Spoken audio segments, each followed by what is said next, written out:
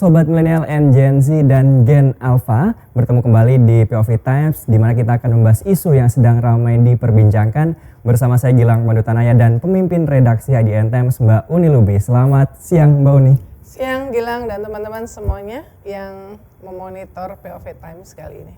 Oke Mbak Uni, di episode yang di hari ini, episode kali ini kita akan membahas dua tema, di mana tema pertama mengenai batas akhir nego tarif AS yang akan berakhir di esok tanggal 8 dan mengenai posisi jabatan antara TNI dan juga Polri di kementerian maupun lembaga. Nah, kita masuk ke tema yang pertama dulu Mbak. Nah Mbak, di tema pertama ini kan batas akhir negosiasi tarif ini kan akan berakhir besok.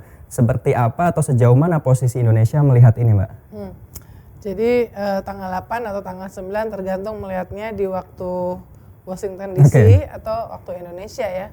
Tapi ini menarik karena ini kan berarti kita sudah di ujung 90 hari waktu negosiasi terhadap tarif Trump yang ditetapkan oleh pemerintah Amerika Serikat oleh Presiden Donald Trump. Dan ini membuat kekhawatiran dengan segala macam ketidakpastian luar biasa sepanjang jalan sejak pertama kali diumumkan itu dia kan mengatakan sebuah istilah hari pembebasan. Hari pembebasan itu maksudnya buat Amerika.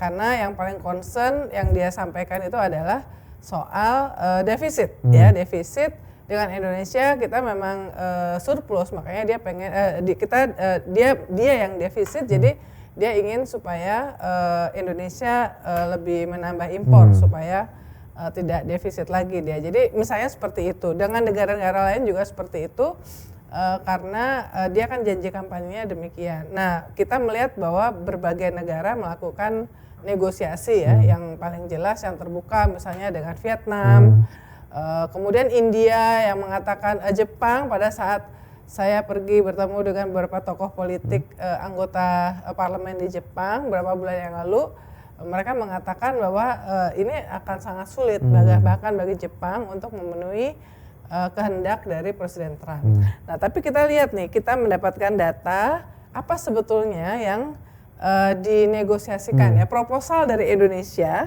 selama ini kan proposalnya kan yang waktu di awal kan disampaikan bahwa Indonesia itu yang soal yang non tarif barier itu misalnya soal TKDN, soal dana hasil ekspor sumber daya alam yang diwajibkan untuk disimpan di Indonesia ya, kemudian import lisensi impor ya. Sebetulnya sesudah diancam oleh Trump tarif ini apa proposal Indonesia? Nah ini informasi yang diperoleh oleh IDN Times yang ini adalah karena buat Amerika itu intinya adalah pembelian produk mereka sama akses pasar bagi mereka untuk masuk ke Indonesia, produk mereka untuk masuk ke Indonesia ya. Nah makanya yang soal sebelumnya disampaikan soal QRIS itu menyulitkan bagi produk kartu kredit mereka ya yang selama ini banyak dipakai di seluruh dunia termasuk di Indonesia, misalnya ada merek tertentu Mastercard, Visa. Menurut informasi yang kita dapatkan tuh tidak terlalu problem, tapi yang penting itu adalah pembelian ya, jadi mereka mau ngejual produknya ke Indonesia untuk tadi itu untuk supaya tidak defisit ya, kemudian akses pasar. Nah proposal kita itu adalah pembelian produk Amerika Serikat senilai 34 miliar dolar ya. Yang paling besar itu adalah pembelian produk energi dengan total impor hingga 15 miliar dolar. Ini Pertamina nih yang harus mengimpor karena kan BUMN bidang migas kita adalah Pertamina ya. Jadi mencakup LPG, impor LPG sampai 3 miliar atau meningkat 3 miliar US dollar, meningkat 70% dari sebelumnya.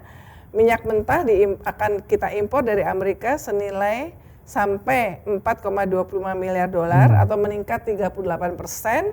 Bensin akan diimpor sampai 8 miliar dolar atau meningkat 70% dari yang selama ini. Jadi ini semuanya penugasannya ini di Pertamina dan mungkin tidak mudah juga buat Pertamina karena sebetulnya minyak-minyak dari Amerika itu kan masuk katanya kalau kata ahli perminyakan masuk kategori light crude ya, oil ya, yang sebetulnya Indonesia itu udah cukup.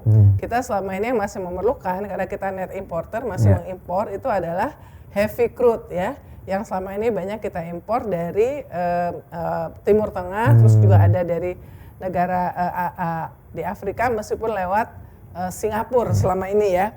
Nah tapi ya ini akan membebani, pastinya akan membebani Pertamina ya. Migas nih Mbak ya? Ya untuk yang energi ya, disebutnya produk energi. Nah kemudian yang kedua itu adalah pembelian produk pertanian senilai lebih dari 4,5 miliar dolar. Jadi kita berjanji di proposal itu akan mengimpor kedelai sampai sekitar 3,5 juta ton atau sekitar 2,4 miliar dolar, meningkat 1 juta ton dibanding 2024. Ya kita ini kan demen makan tempe, tahu dan segala macam, kecap ya ternyata masih harus impor. Kemudian bungkil kedelai hingga 3,8 juta ton metrik atau senilai 1,52 miliar US dollar. Kemudian ada gandum hingga 2 juta ton metrik, 500 juta dolar atau 3 kali lipat dibanding 2024. Ini Indofood nih yang akan melakukan. Kapas sekitar 163.000 ton atau senilai 215 juta US dollar atau meningkat 93.000 ton dibanding dengan 2024 yang akan melakukan sebuah perusahaan swasta kalau di sini Indorama. Jadi pemerintah ini dalam rangka ya melobi Trump tarif itu tidak cuma melibatkan sektor pemerintah termasuk BUMN dalam hal ini, tapi juga sektor swasta. Kamu mana nih kira-kira ada yang bisa dinaikin nggak jumlah impor kalian, barang baku kalian dari Amerika? Nah ini kalau yang dari pertanian nih ada 3 perusahaan ya. Nah kemudian juga ya ini yang tadi market access mungkin ya, potensi kerjasama komersil di sektor penerbangan. Dalam hal ini Garuda Indonesia. Jadi di proposal Indonesia itu ada potensi pengadaan pesawat tambahan oleh Garuda Indonesia dari Amerika senilai sekitar 3,2 miliar dolar hingga 2029. Berarti kan pembelian pesawat ya terutama ya. Kemudian nilai gabungan layanan perawatan pesawat yang ada dan tambahan dari Amerika diperkirakan mencapai 11,2 miliar dolar pada hingga tahun 2041. Lalu kemudian rencana investasi, tapi ini sebenarnya tadi saya katakan nggak terlalu dilihat, tapi ini buat pemanis ya. Buat Amerika adalah direncanakan Indorama berinvestasi 2 miliar dolar untuk pengembangan blue ammonia di Louisiana, Amerika Serikat ya. Nah, jadi ini adalah poin-poin yang sedang dinegosiasikan. Selain itu seperti disampaikan oleh pemerintah lewat Menko Perekonomian dan juga sempat disampaikan oleh Presiden kan, kita benar-benar pengen deregulasi. Jadi sebetulnya lucunya atau juga ironinya justru ancaman dari Trump tarif ini yang memaksa pemerintah Indonesia untuk melakukan deregulasi. Deregulasi ini kan selalu namanya deregulasi kan memudahkan memudahkan bidang perdagangan, investasi, segala macam perizinan. Karena apa? Karena memang masih banyak hal yang menjadi masalah bagi investor asing, termasuk dalam hal ini pengalaman dari investor yang perusahaan asal dari Amerika untuk investasi di Indonesia, sehingga mereka lebih memilih dan nggak cukup Amerika. Kita kan kalah ya soal daya tarik investasi dibandingkan dengan Vietnam, mungkin beberapa bidang dibandingkan dengan Thailand. Nah, jadi Trump tarif ini memaksa pemerintah Indonesia untuk melakukan deregulasi, untuk mengundang investasi ya, untuk mempermudah orang untuk masuk ke mengakses market. Menjadi pertanyaan misalnya Jepang itu kan banyak yang memenuhi TKDN ya, tingkat kandungan komponen dalam negeri sampai membangun pabrik di sini. Tetapi gara-gara Trump tarif, tekanan dari Amerika ini kemudian kita melonggarkan. Nah itu juga dikomplain juga oleh investor Jepang. Kita kan menunjukkan itikat baik dengan membuka memenuhi TKDN, kemudian memenuhi aturan, bahkan membuka pabrik di sini sehingga menyerap lapangan pekerjaan apa segala macam. Tetapi kemudian gara-gara Indonesia ditekan oleh Trump itu kemudian ada pelonggaran. Nah, jadi memang ini seperti meniti buih ya pemerintahan Presiden Prabowo ini bagaimana memenuhi tekanan dari Trump ya, pemerintahan Trump. Tapi di satu sisi. Di sisi yang lain juga tetap bisa menjalin hubungan baik, bisa berkomitmen, bisa konsisten terhadap kesepakatan-kesepakatan yang sudah dibuat oleh negara lain. Nah, ini kan yang menarik kalau menurut Pak Airlangga Hartarto, Menko Perekonomian, kenapa sangat alot? Karena dalam perjalanannya pihak Amerika juga ngeliat, oh negara ini nawarin ini nih. Kalau negara ini nawarin ini, kenapa kamu nggak kayak gitu juga gitu ya? Pada akhirnya tadinya kan tanggal 4 Juli, pas the 4th of July ya, hari peringatan kemerdekaan Amerika Serikat, tapi kemudian ditunda ke tanggal 5 Juli. Mereka mengirimkan surat kepada secara terpisah kepada 12 mitra dagang untuk menyampaikan respons terhadap proposal yang diajukan oleh masing-masing mitra dagangnya. Nah, ini yang kita sedang menunggu-nunggu dengan harap-harap cemas ya. Kira-kira seperti apa?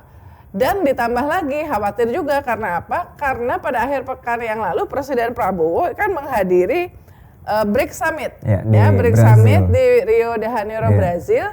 BRICS ini sejak awal dianggap oleh Amerika terutama sebagai sebuah koalisi yang dimotori oleh Rusia, ya, kemudian China, untuk mereka mengatakan dengan kalimat-kalimat yang ini Global South Cooperation apa segala macam, tetapi dianggap juga sebagai upaya dari pihak yang quote unquote berseberangan dalam banyak hal itu dengan Amerika untuk memiliki semacam koalisi, dan Indonesia itu masuk sebetulnya lumayan anak bawang ya, karena masuknya terakhir, bukan yang masuk pendiri. Langsung itu adalah keputusan yang dibuat pada tanggal 21 Oktober 2024 pada hari pertama Presiden Prabowo resmi menjabat sebagai presiden ya.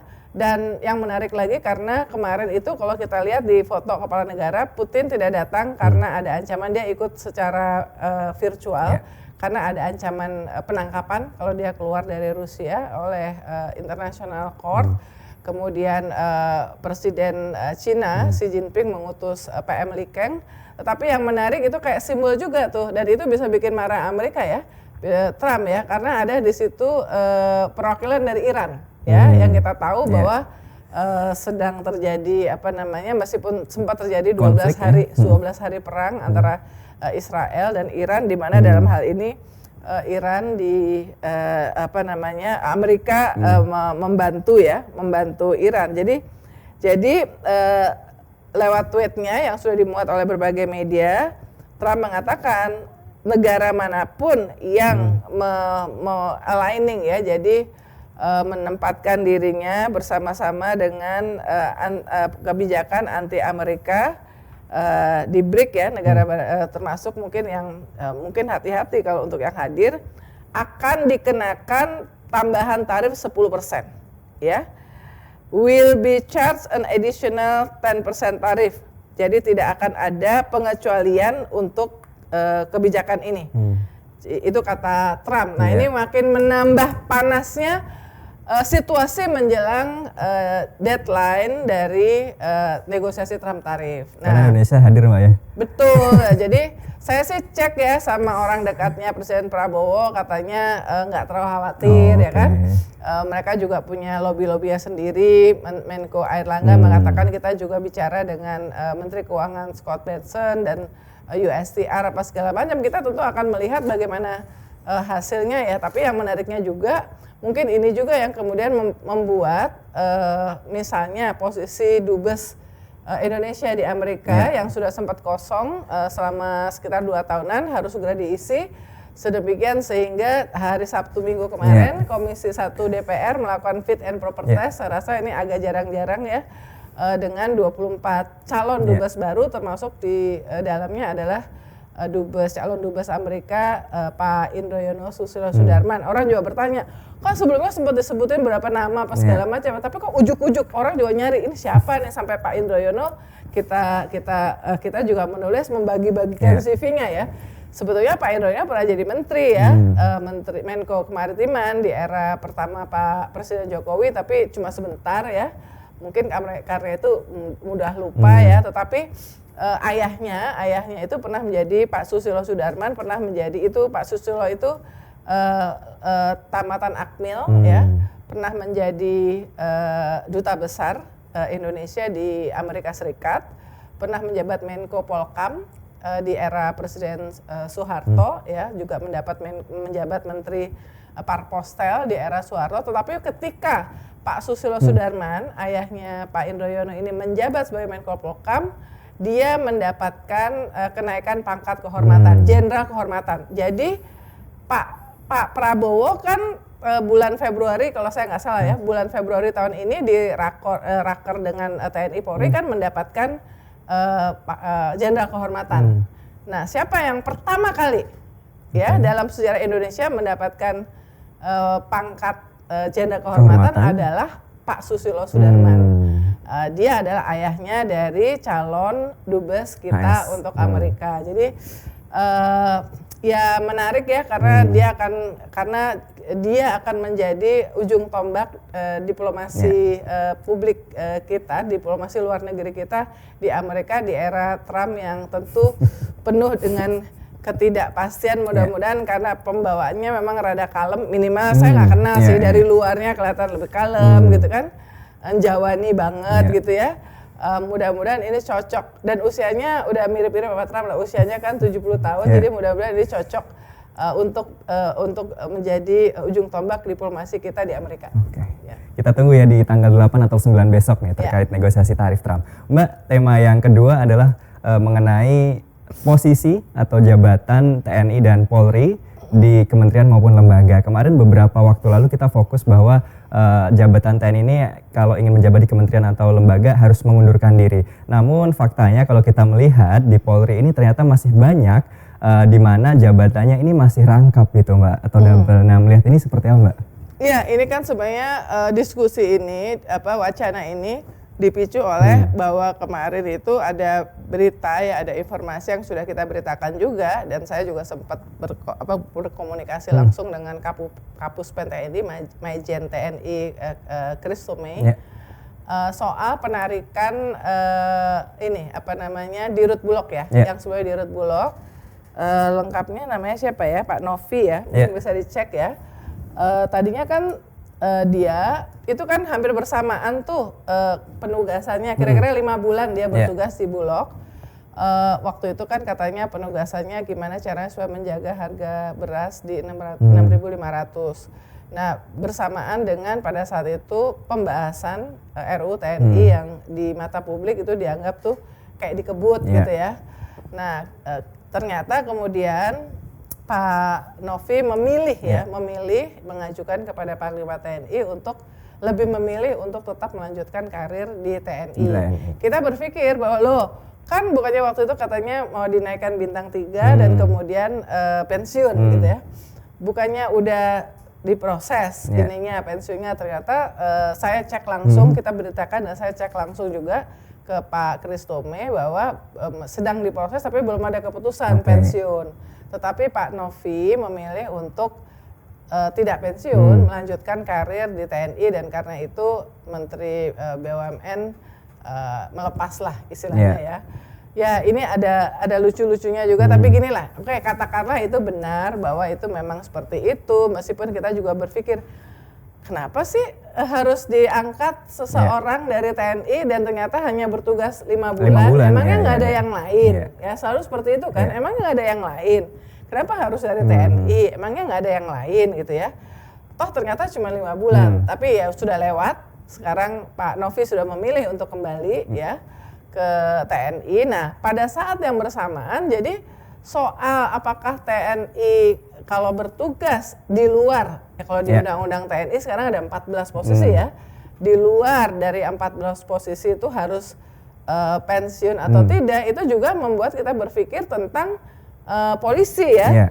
Saya mesti mesti cek nih Undang-Undang Polisi ini di pasal 28